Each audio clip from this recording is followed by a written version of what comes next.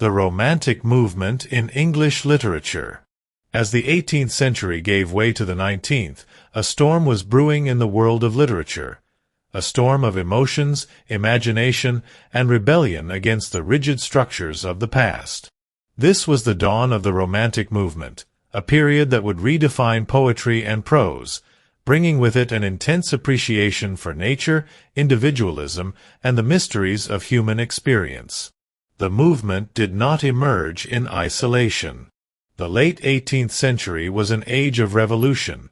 The American Revolution had already reshaped history, and the French Revolution was shaking the foundations of Europe. The ideals of liberty, democracy, and the power of the common man found their echoes in the hearts of poets and writers who sought to break free from the rationality and restraint of the Neoclassical era. The rise of Romanticism. It all began with a monumental publication in 1798, Lyrical Ballads by William Wordsworth and Samuel Taylor Coleridge. This collection of poems marked the official birth of the Romantic Age in English literature. Wordsworth, in his famous preface to Lyrical Ballads, declared that poetry should speak in the language of common men and be infused with the spontaneous overflow of powerful feelings. His deep reverence for nature, evident in poems like Tintern Abbey and I Wandered Lonely as a Cloud, became a hallmark of Romanticism. Coleridge, on the other hand, delved into the supernatural and the mysterious aspects of human consciousness. His The Rime of the Ancient Mariner and Kubla Khan took readers on mystical journeys filled with strange visions and dreamlike landscapes. Together, Wordsworth and Coleridge laid the foundation for a movement that would sweep across England and beyond. The second generation of Romantics. As the 19th century progressed, a new wave of poets emerged, each bringing their own unique voice to the movement. Lord Byron, the embodiment of the Romantic hero, captivated audiences with his rebellious spirit and passionate verses.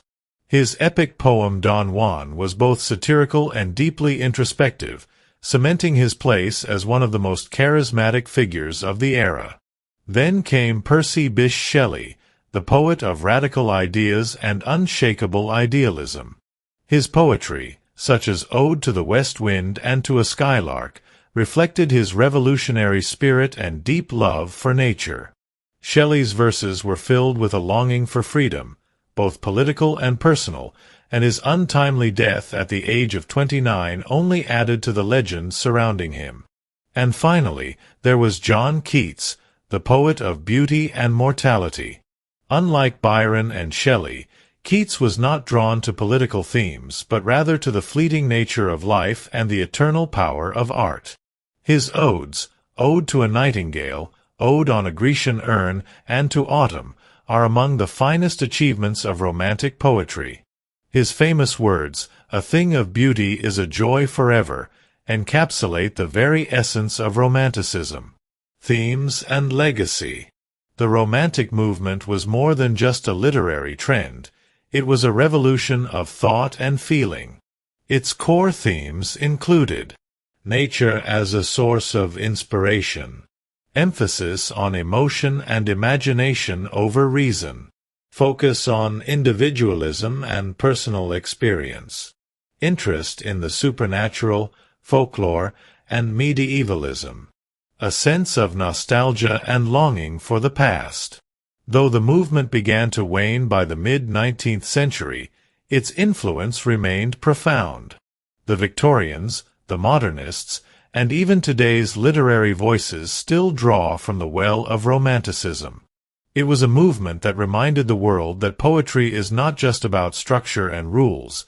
It is about passion, dreams, and the boundless depths of the human soul.